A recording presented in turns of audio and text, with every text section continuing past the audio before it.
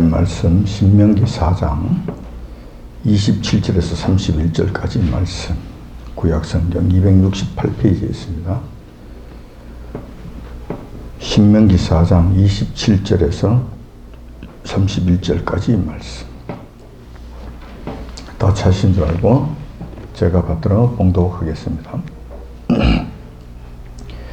여호와께서 너희를 열국 중에 흩으실 것이요 여호와께서 너희를 쫓아보내실 그 열국 중에 너희의 남은 수가 많지 못할 것이며 너희는 거기서 사람의 손으로 만든 바 보지도 못하며 듣지도 못하며 먹지도 못하며 냄새도 맡지 못하는 목석의 신들을 섬기리라. 그러나 너가 거기서 너 하나님 여호와를 구하게 되리니 만일 마음을 다하고 성품을 다하여 그를 구하면 만나리라. 이 모든 일이 너에게 임하여 환난을 당하다가 끝날에 너가 내 하나님 여호와께로 돌아와서 그 말씀을 청종하리니 내 하나님 여호와는 자비하신 하나님이심이라. 그가 너를 버리지 아니하시며 너를 멸하지 아니하시며 너 열조에게 명세하신 언약을 잊지 아니하시리라. 아멘.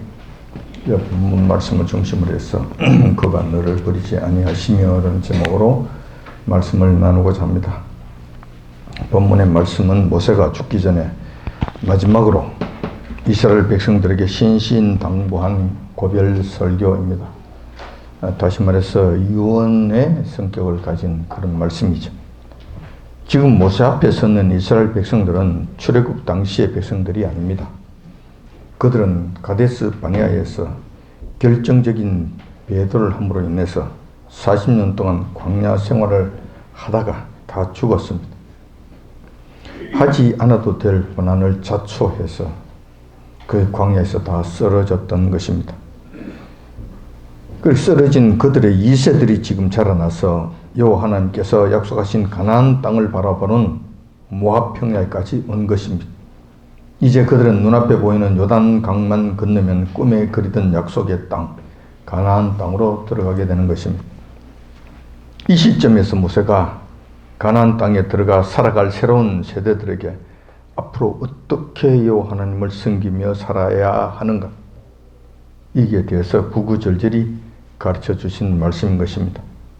모세는 이 고별 설교를 마지막으로 그의 사명을 끝내고 주님의 부르심에 따라 이 세상을 하직하게 됩니다. 그런데 모세가 이 신명기라는 책을 통해서 수많은 교훈적 말씀을 하셨습니다. 근데 그 중에서도 이 본문의 말씀은 가나안 땅에 들어간 이스라엘 백성들이 또 범죄하였을 때는 어떻게 되는가에 대한 말씀입니다. 여러 가지 말씀들이 많이 있지만, 신명기 내에는 여러 가지 말씀들이 많이 있지만 이 본문 말씀은 너희들이 또 범죄하였을 때는 어떻게 되는가에 관한 말씀이라는 거예요. 여호와 하나님께 이렇게 여호와 하나님 앞에 또 범죄했을 때는 당연히 중대한 범죄를 저질렀기 때문에 하나님의 징계를 받게 될 것이라는 거예요. 하지만 그것으로 끝나는 것이 아니라 여호와 하나님께서는 자비하시기 때문에 언약의 백성들에 대해서는 끝까지 책임져 주신다는 거예요. 그러니까 낙심하지 말라는 거예요. 너무 좌절하지 말라는 거예요. 너희들은 끝까지 희망이 있다는 거예요. 여호와 하나님의 언약 백성들에 대해서는 어떠한 경우가 있다 하더라도 그들에게는 희망이 있고 그분은 자비하시기 때문에 끝까지 너를 버리지 아니하신다는 거예요. 그래서 마지막에는 우리가 아무리 버틴다 하더라도 하나님께서 회복시켜 주심으로 너희들이 새롭게 될 것이라는 희망의 메시지라는 거예요. 희망이라고는 전혀 보이지 않는 이런 암울한 시대에 살고 있는 우리 대한민국 국민들과 우리 성도들에게 있어서 이 본문의 말씀은 너무나 중요한 말씀이 아닌가 생각이 되는 거예요. 우리에게도 과연 소망이 있는지 없는지 이 본문 말씀을 통해서 한번 살펴보면 암울한 시대에 위로가 되었으면 하는 심령입니다. 이런 심령으로 오늘 본 말씀을 한번 따라가 보도록 하겠습니다. 오늘 본문 말씀에 있어서 첫 번째 중요한 내용은, 가장 이게 중요한 내용인데, 이것이 뭐냐 하면은 이스라엘 백성들은 언약의 백성이라는 거예요. 물론 성경 속에서는 이스라엘 백성들이 언약의 백성이라는 말씀이 수도 없이 나옵니다. 짝이 있는 정도가 아니라 곳곳에 그 말씀이 나옵니다. 근데 오늘 본문 말씀 중에서도 그 말씀이 있습니다. 4장 31절에 그 말씀이 있습니다. 내 열조에게 맹세하신 언약을 잊지 아니하시리라. 31절 하반절에 보면 그 말씀이 있습니다. 여기서 너 열조와 맺은 열조하고 맹세한 그 언약을 기억하신다는 거예요. 이거는 너무나 중요한 사실입니다. 언약은 약속과 계약을 의미합니다. 여호와 하나님과 약속했고 언약을 한 것은 세상 어떤 것보다도 중요합니다.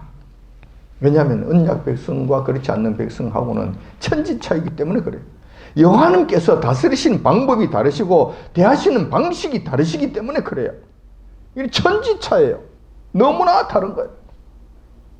그래서 이 언약은 여호와 하나님과의 언약, 여호와 하나님과의 언약이 백성이라는 이 사실 자체는 대단히 중요한 일이라는 거예요.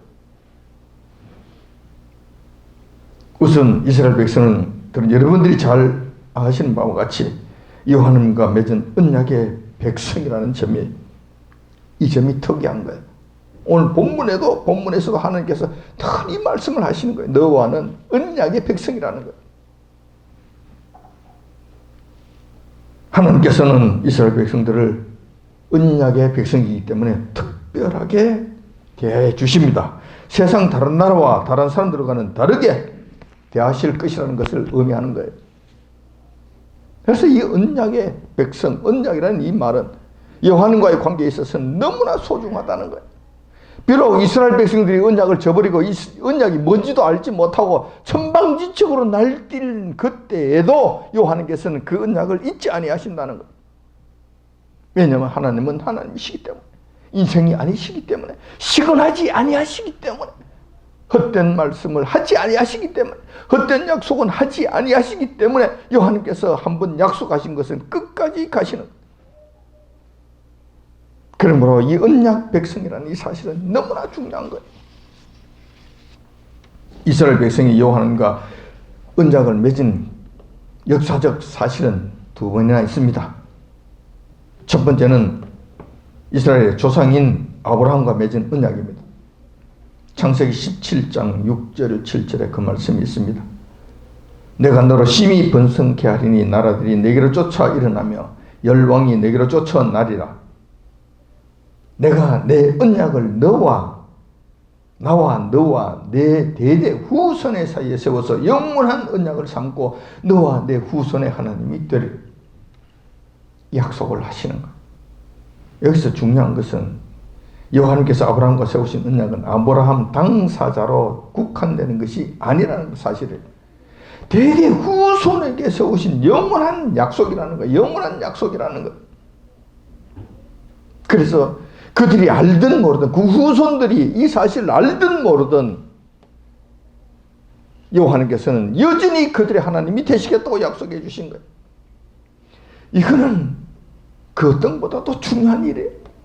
따라서 여호와 하나님, 이스라엘 백성들의 영원한 하나님이 되신 것입니다. 이런 여호와 하나님의 언약 약속으로 인해 이스라엘 백성들이 비록 이 땅에 오신 성자 예수님,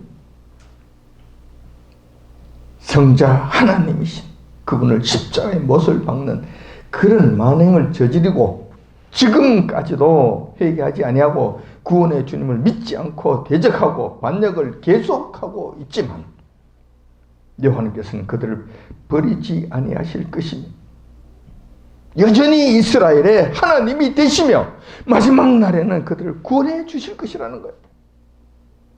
이것은 확정적입니다. 왜냐하면 여호와 하나님의 약속이시기 때문에 그 약속이 그대로 이루어지시는 거예요. 언약 때문에 그런 거예요. 약속 때문에 그런 거예요. 지금 우리 이 땅에서 이스라엘 나라를 볼 것 같으면 참 기가 막히잖아요. 세계 속에서 금융을 장하고 있고 정치를 장하고 있고 중요한 예술을 장악하고 있고 뭐 과학 분야에서 두각을 나타내고 어쩌고 저쩌고 이런 것은 중요하지 않습니다. 그것이 중요하지 않아요. 지금 이스라엘 백성들이 여호와 하나님과의 관계 속에서 볼 것 같으면 엉망진창입니다. 예수님 지금 인정합니까? 절대 인정하지 않지요. 구세주로 인정합니까? 절대 인정하지 않죠. 그들 예수님을 지금 십자가에 못 박은 것을 잘한 것으로 지금 여기고 아직도 주님 앞에 회개하고 돌아오지 않지요. 아직도 버팅기고 있죠. 예수님이 누군지 알지도 못합니다. 그런데도 불구하고 로마서 11장 25절 27절에 보면 이 말씀이 기록되어 있습니다. 로마서 11장 25절에서 27절까지 보면 형제들아 너희가 스스로 지혜 있다함을 면기 위하여 이 비밀을 너희가 모르기를 내가 원치 아니하노. 이 비밀은 이방인의 충만한 수가 들어오기까지 이스라엘에 들어는 완악하게 된 것이라. 그리하여 온 이스라엘이 구원을 얻으리라.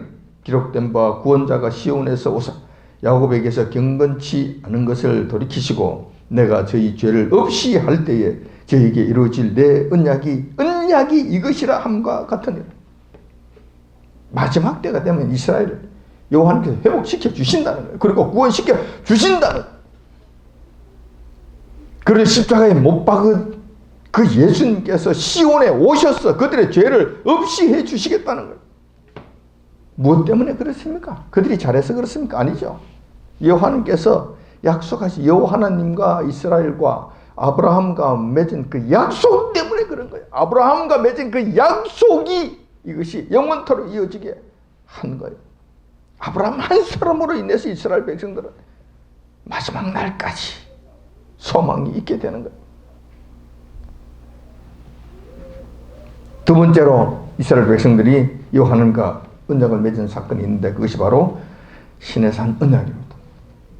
그 언약은 모세가 중개자가 되어서 그 당시 모든 이스라엘 백성들이 여호와 하나님 앞에서 약속한 것입니다. 출애굽기 24장 3절에 그 말씀이 나옵니다. 모세가 와서 여호와의 모든 말씀과 그 모든 율례를 백성에게 고하매 그들이 한 목소리로 응답하여 가로되 여호와의 명하신 모든 말씀을 우리가 준행하리이다. 그들이 약속했습니다. 지키겠다고 약속했다니까. 강압적으로 하라고 명하신 것이 아니고 너가 하겠느냐라고 물었을 때 그들이 하겠다고 전부 다 하나같이 대답을 한 거예요. 그래서 약속이 이루어진 것이죠. 자, 출애굽기 24장 8절 그렇게 해서 이제 약속이 완전히 확정되게 되는데 모세가 그 피를 취하여 백성에게 뿌려 가로되 이는 여호와께서 이 모든 말씀에 대하여 너희와 세우신 언약의 피니라. 다시 말해서 짐승의 피를 가져다가 여호와 하나님과의 약속하신 그 약속의 말씀에 도장을 찍은 거예요. 확실하게 도장을 피로 도장을 찍은 불변하다는 것이죠.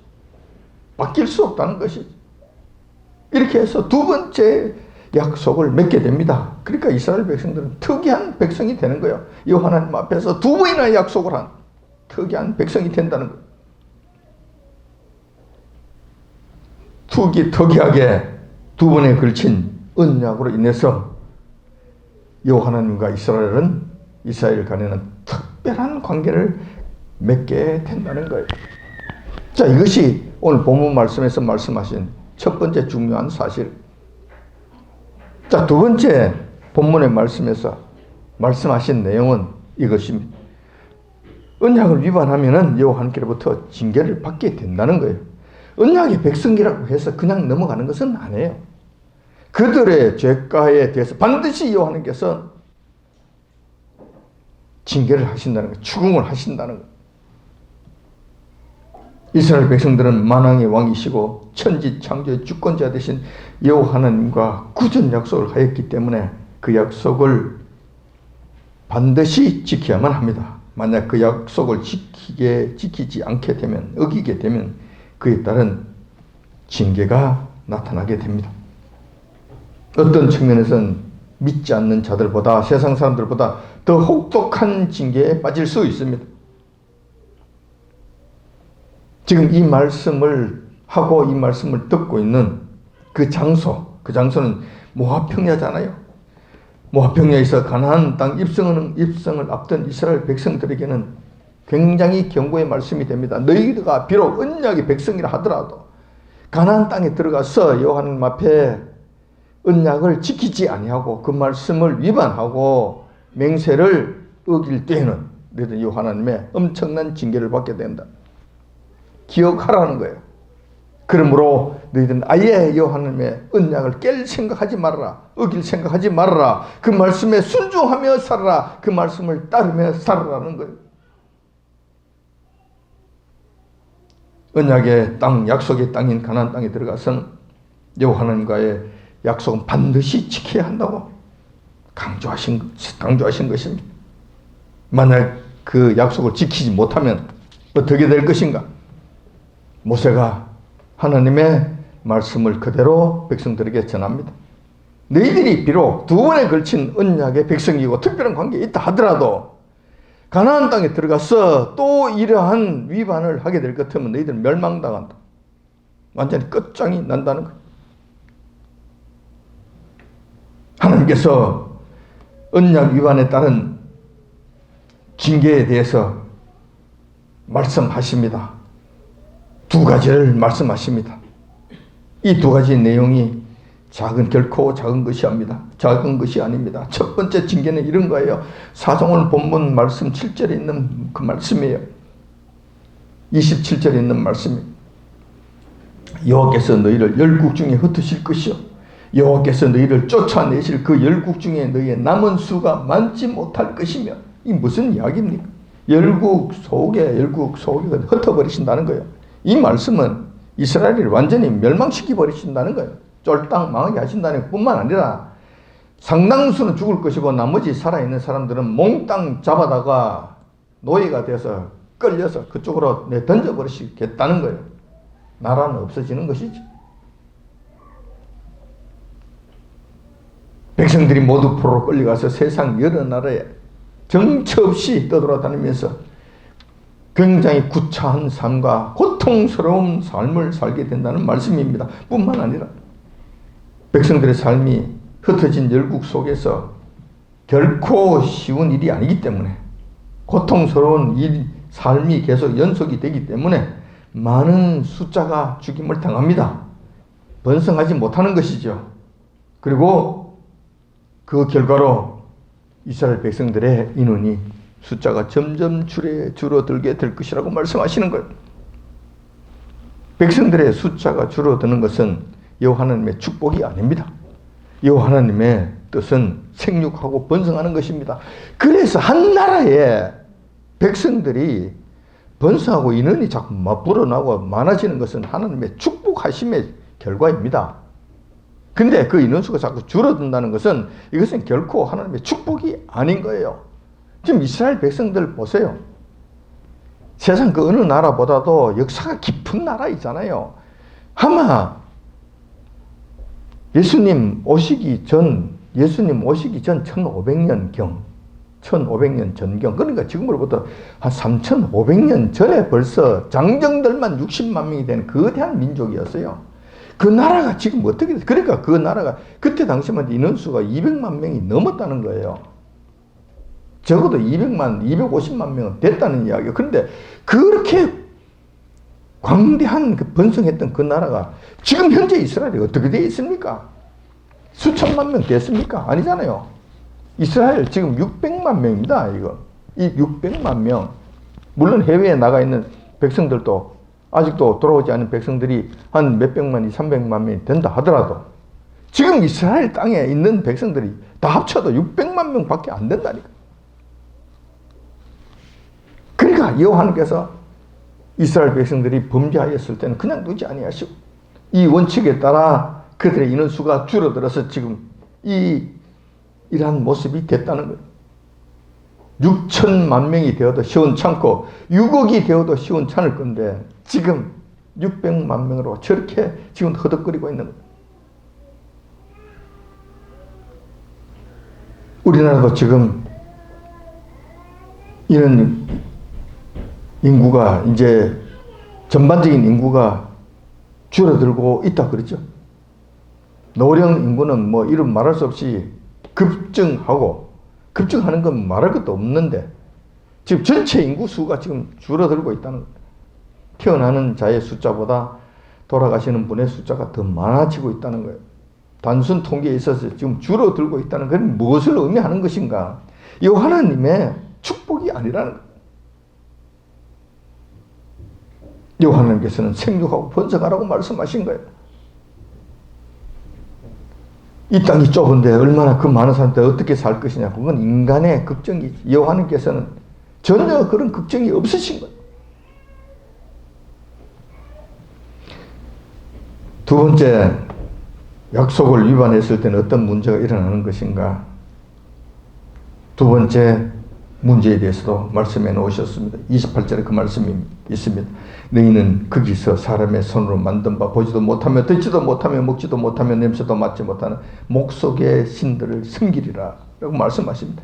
이방 나라에 끌려가서 사는 것이 물론 쉽지 않은 삶이 되겠죠. 그것도 얼마 남지 않는 백성들이 겨우 생명만 유지해서 살 것인데, 근데 그들이 그곳에서 아무렇게나 막 살 수 있는가? 그렇지 않다는 거예요. 그들은 그 이방 나라에 가서 인간이 만든 허망한 우상들을 배 터지게 섬기며 살게 될 거라고 말씀하시는 거예요. 배 터지게. 왜 그러냐면 그동안 요 하나님을 떠났잖아요. 수도 없이 떠났잖아요. 선지자들이 와서 그러면 안 된다고 수도 없이 경고하고 만류했는데도 불구하고 길을 쓰고 우상 숭배를 하려고 했잖아요. 기회만 나면, 조금만 틈만 보이면 우상 숭배를 하지 못해 안달복달 했잖아요. 그런데 이제는 너희들이 원하는 대로 한번 실컷 우상 숭배를 해보라고 말씀하시는 거예요. 한번 해보라는, 실컷 한번 해보라는 거예요. 얼마나 너희들한테 유익하고 얼마나 너희들한테 배부르게 해줄 것인지 한번 해보라는 거예요. 나 여호와 하나님을 섬기는 것과 우상을 섬기는 것 한번 뼈저리게 경험 한번 해보라는 거예요. 자, 이렇게 될 것 같으면 언약의 백성인 경우에 여호와 하나님을 섬겼던 과거의 경험을 갖고 있던 이 백성들은 그들은 경우에는 이것은 아니다 알게 된다는 거예요.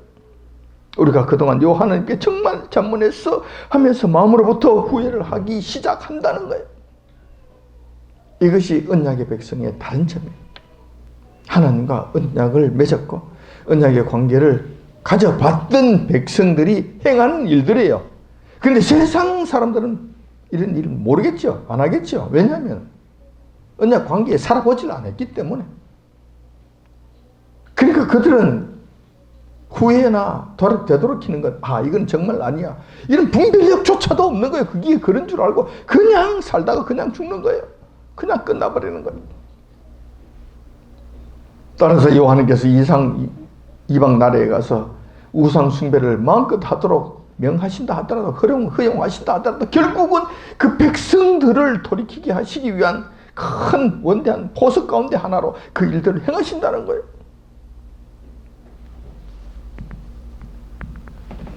오늘 본 말씀에 또 세 번째 중요한 대목이 하나 있습니다. 세 번째 말씀은 이겁니다. 여호와께서는 자비하셔서 이스라엘의 회복을 약속해 주신다는 거예요. 이 30절, 31절에 그 말씀이 기록되어 있는데, 이 말씀은 이렇게 되어 있습니다. 이 모든 일이 내게 임하여 환난을 당하다가 끝날에 너가 내 하나님 여호와께로 돌아와서 그 말씀을 청종하리니 내 하나님 여호와는 자비하신 하나님이시라. 그가 너를 버리지 아니하시며 너를 멀리하지 아니하시며 내 열조에게 맹세하신 언약을 잊지 아니하시리라. 이 말씀의 핵심은 뭡니까? 여호와님께서는 이스라엘 백성들 결코 버리지 아니하신다는 이 말씀이에요. 이 약속의 말씀이에요. 이것도 그래요.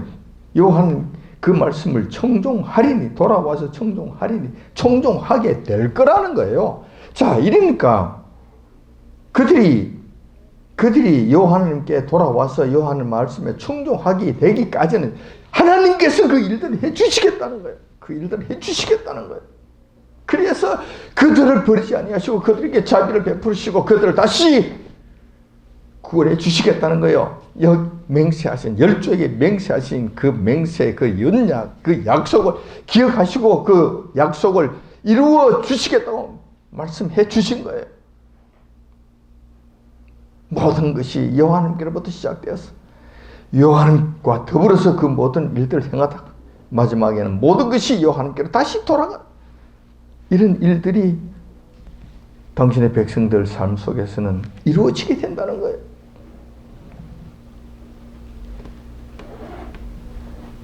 전능하신 창조주이신 여호와 하나님께서 버리지 아니하신다고 선언하시면 그것으로 끝입니다. 세상 그 어떤 자들도 여호와 하나님 앞에서 여호와 하나님께서 결정하신 그 일이 잘못되었다고 말할 수 없습니다. 이러쿵저러쿵 시비 걸 수가 없습니다. 전능자이시고 주권자이시기 때문에 그렇습니다. 또한 전능하신 하나님께서 약속하셨으니 반드시 그 약속은 이루어질 것입니다. 여호와께서 버리지 아니하시면 어떻게 될 것인가? 이스라엘 역사를 보면 많이 한심하다는 생각을 지울 수 없습니다. 여호와 하나님의 수많은 은혜와 기적을 체험하고서도 얼마 가지 않아 배신을 하고 또 배신을 하고 배신의 연속을 보게 됩니다. 정말로 이럴 수 있을까 싶을 정도로 말이 안 되는 일들을 행합니다. 심지어 여호와 하나님의 영광이 임재하고 계시는 예루살렘 성전 안에 태양신을 세우고 섬기는 그런 만행을 저지릅니다. 천하에 해서는 안 될 그런 일들을 여호와 하나님 앞에서 저지릅니다. 그런데 그런 일을 한다고 해도 여호와 하나님께서는 그들을 버리지 아니하신다는 거예요. 마지막에 가서는 버리지 아니하신다는 거예요. 왜냐하면 언약의 백성이기 때문에. 그렇지만 단지 그들이 해야 될 일은 있습니다. 그들이 범죄한 만큼 그에 따른 징계는 눈물겹게 받게 될 것입니다. 하지만 영원히 버림은 받지 않게 된다는 것.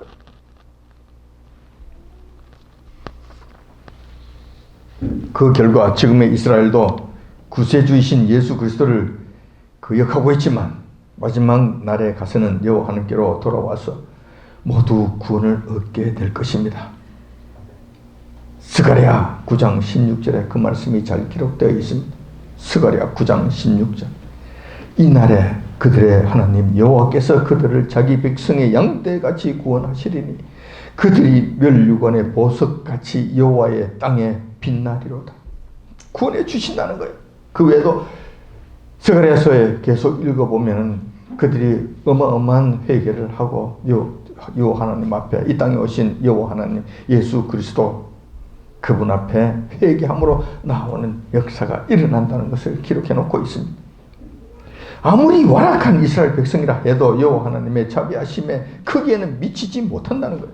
다시 말해서 그들의 그렇게 완악함과 그렇게 배역함과 그렇게 죄악 여호와 하나님께 되어드는 그 모든 그 잘못한 악행들이 아무리 크다 하더라도 여호와 하나님의 자비하심의 크기에는 미치지 못한다는 거예요.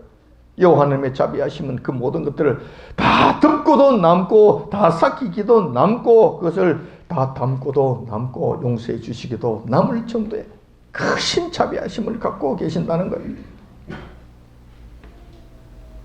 물론 범죄하고 배역한 이스라엘이 구원받기까지에는 하나님의 징계라는 큰 환난을 겪게 되겠지만 그렇다는 거예요. 하지만 환난을 통해서 정결케 된 이스라엘 민족은 결국 여호와 하나님의 크신 자비하심 속에서 하나님의 백성으로 거듭나게 된다는 거예요. 오늘 본문 말씀이 그것을 가르쳐 주는 거예요. 결국은 해피엔딩으로 끝나는 말씀이 오늘 본문 말씀이다라는 거예요. 지금 대한민국의 경우는 어떠합니까? 지금 우리나라가 처해 있는 현실을 보면서 무한한 상실감을 느끼게 됩니다. 참담함은 이루 말할 수 없습니다. 즉 아무런 희망이 없어 보인다는 거예요. 암담하기 끝이없습니다. 하지만 그것은 어디까지나 우리 생각이고 여호와 하나님의 생각은 우리의 인생들보다는 다르고 훨씬 크시다는 것을 기억하시기 바랍니다. 비록 지금 한국교회 타락상이 극에 달하고 이에 따른 여호와 하나님의 징계가 문재인 정권이라는 채찍을 자초하게 하였는데도 불구하고 그럼에도 불구하고 한국 교회 현상을 보면 회개의 기미조차 보이지 않고 있으니 암담한 마음 금할 길이 없습니다. 소망이 전혀 보이지 않는다는 것이죠. 큰일 났구나 하는 생각밖에 없다는 거예요. 이제는 끝이네. 끝이다. 물론 깨어있지 못하는 성도들은 아무런 생각이 없을 겁니다. 그러나 깨어있는 하나님의 백성들에게는 이것이 정말 깜깜한 밤하늘과 같은 참담함을 느낄 것이라는 거예요. 하지만 대한민국은 특이한 나라입니다. 세계 한 200여 국가가 있잖아요. 그 중에서 여호와 하나님과 언약 관계 속에 들어가 있는 나라 중에 하나라는 거예요. 200개 국가 중에서 하나님과의 정식적인 언약 관계에 들어간 나라가 몇 개 안 되는 줄 아십니까? 없습니다. 첫 번째 우리가 조금 전에 봤던 이스라엘이 하나님과 특별한 언약 관계에 있는 나라이고, 그 다음에 미국이 설립되었을 때 하나님과 언약 관계에 들어갔던 나라이고, 그 다음 대한민국이 세 번째 나라예요. 그리고 끝입니다. 다른 나라 없습니다. 하나님과 언약 관계에 들어가 있는 나라는 이 세 나라밖에 없습니다. 그러므로 우리 대한민국은 여러분들이 생각하는 만큼 그렇게 시시한 나라가 아닙니다. 세상 나라 사람들이 우리를 우습게 보는, 함부로 짓밟아도 되는 그런 나라가 아니라는 거예요. 우리나라의 건국의 아버지였던 이승만 대통령, 여호와 하나님과 일반적으로 이러한 언약을 맺고 시작했기 때문에 이 나라가 하나님의 언약의 나라가 된 거예요. 비록 우리가 지금 수많은 대한민국 국민들이 여호와 하나님을 알지 못하고 여호와 하나님을 대적하고 교회마저도 하나님 앞에 배도하는 일들을 밥 먹듯이 하고 있지만 그래도 언약은 언약인 거예요.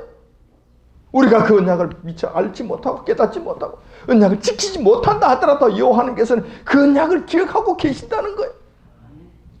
아브라함 한 사람으로 말미암아 이스라엘 백성들이 그 수많은 언약의 축복을 누리듯이 이승만 대통령이라 하는 그 한 사람의 그 회안으로 인하여 중생된 하나님의 사람으로 인하여 이 대한민국이 여호와 하나님의 은혜와 언약의 백성이라는 이 큰 은혜를 누리게 될 거라는 거예요.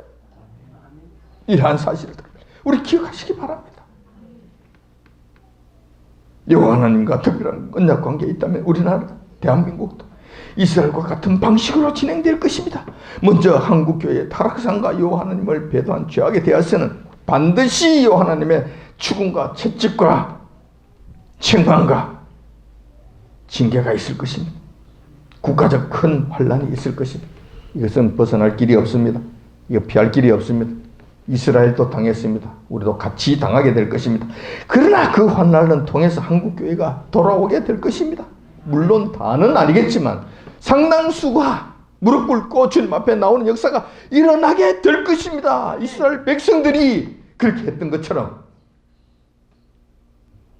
이 모든 일이 내게 임하여 환난을 당하다가 끝나네. 너 하나님 여호와께로 돌아와서 그 말씀을 청종하리니 이와 같은 일들이 대한민국 한국교회도 일어나게 될 거라는 거예요. 아멘. 자, 이렇게 된다면 여호와께서는 그들을 용서해 주시고 회복해 주시겠다는 거예요. 그래서 우리나라는 궁극적으로 소망이 없는 나라가 아니라 소망이 있는 나라가 된다는 거예요. 지금은 비록 암울하지만은 여호와님과의 관계 속에서 볼 때, 영원한 언약 관계에서 볼 때는 여호와님께 특별한 관계에 있는 나라라는 것을 잊지 마시기 바랍니다. 아멘.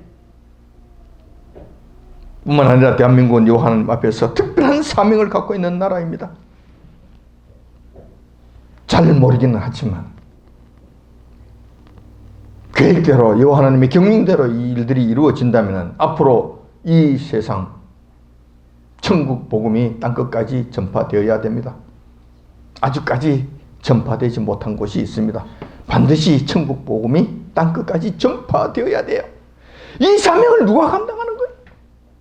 이 사명을 이 땅에 있는 백성들 중에서 누가 하느냐는 거예요. 지금 이스라엘이 그 일을 하겠습니까? 언약의 백성이 아닌 나라들이 이 일을 하겠습니까? 안 하잖아요. 언약의 백성 중에서 그 일을 해야 되는데 이스라엘은 지금 할 가능성이 전혀 없습니다. 아직도 예수님을 부인하고 있고 예수님께 배역하는 일들 아직도 하고 있으니 그들이 무슨 죄로 복음을 전파하는 일을 하겠습니까? 복음 전파의 대상인 나라이지 복음을 전파하는 나라가 아니라는 거예요. 그러므로 이스라엘은 끝났습니다. 안 됩니다. 기대할 수 없습니다. 그럼 미국이 하겠습니까? 그렇습니다. 미국이 지금까지 그 일을 해왔습니다. 그런데 지금 미국이 하는 일들을 보시라. 지금 미국의 상황을 한번 보시라. 미국이 지금 세계 곳곳에 나가서 열심히 전도하고 복음을 전하는 그 일들을 합니까? 지금 안 하잖아요. 동력이 다 떨어졌잖아요. 선교 헌금 조금씩 보내는 것으로 끝나버렸습니다. 더 이상 미국이 세계를 대상으로 해서 전도하는 이 일들은 동력이 끊어져 버렸습니다. 상실이 됐어요. 앞으로 미국을 기대할 수 있는 이런 입장이 아닙니다. 그러면 누가 합니까? 남은 건 대한민국밖에 없는 거예요. 대한민국은 지금도 아직까지도 세계 곳곳에 나가서 복음을 전하는 하나님의 신실한 백성들, 한 신실한 종들이 있잖아요. 물론 다는 아니지만 그 중에서도 엉터리도 있지만 그래도 목숨을 걸고 나가서 하겠다고 그래서 설치는 사람들이 대한민국 사람들밖에 없잖아요. 지금. 그러므로 그 사명은 우리나라가 해야 된다는 거예요.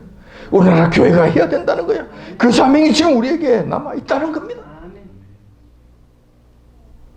여호와 하나님께서 복음이 땅끝까지 전파되어야 오시리라고 말씀하셨다면 그 말씀은 반드시 이루어져야 될 것이고 그 말씀이 반드시 이루어지려고 한다면 이 땅에 있는 어느 나라 어느 교회가 그 일들을 감당해야 될 것인데 지금으로 봐서는 대한민국밖에 없다는 거예요. 물론 미국이 참여해주면 더 고마운 일이고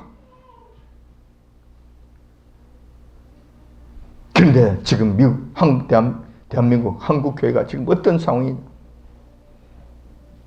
자기 앞가림도 하지 못하고 요하나님을 제대로 섬기지도 못하고 오히려 요하나님께 배도하는 일들을 일삼고 있으니 이게 되겠느냐는 겁니다. 제가 봤을 때는 요하나님께서 이 일들을 위해서라도 이 한국의 교회를 가만두지 아니하실 것으로 보입니다. 풀무불을 만들어 놓고 그를 통과하게 하시고 거기서 모든 잡스러운 것은 전부 다 불태워버리시고 순결한 신부로서 다시 한번 이 대한민국 교회를 이끌어내실 것으로 보입니다. 그런 다음에 이 교회를 들어서 세계 속에 복음을 전파하는 일에 쓰임받도록 도구로 사용하실 것으로 보입니다. 그런 다음에 우리 주님께서 오시는 이 일들이 일어날 것으로 예상이 된다는 거예요. 오늘 본문 말씀을 통해서 이스라엘 백성들이 행하신 모든 일들을 봤을 때 똑같은 방식으로 우리에게 이 일들이 이루어질 것이고 이렇게 우리나라를 다스려 가실 것이라는 거예요. 그러므로 우리나라는 소망이 없는 나라가 아닙니다. 여러분 낙심하지 마시기 바랍니다. 낙담하지 마시기 바랍니다. 물론 우리 주님이 휘두르시는 채찍은 아직 남아있고 이 환난은 겪어 나가야 됩니다. 불법불은 통과해야 됩니다. 그러므로 낙심하기보다는 우리 교회가 대한민국에서 우리 울산 장로교회 하나님께서 베풀어 놓으신 그 풀무불을 무사히 통과하는 교회가 되기를 원합니다. 아멘. 그렇게 해서 우리 주님께서 다시 한번 붙잡고 쓰실 때에 우리 울산 장로교회가 주님 앞에 쓰임받는 그런 교회가 되었으면 하는 바람입니다. 아멘. 이 일에 여러분들이 참여하시고 이 일을 위해 기도해 주시기 바랍니다. 아멘. 비록 우리 교회가 작은 공동체이지만 우리 교회가 깨어 기도하면서 주님의 일을 감당하기 위한 준비를 해야 할 것으로 한다고 생각해야 합니다. 낙심만 할 것이 아니라 말씀에 근거해서 담대한 마음으로 주님의 명령을 기다리는, 그렇게 해서 기다리고 그 사명을 감당하는, 그것을 준비하는 그런 교회가 되시길 이 아침 주님의 이름으로 기도, 축원, 축복 드립니다. 아멘.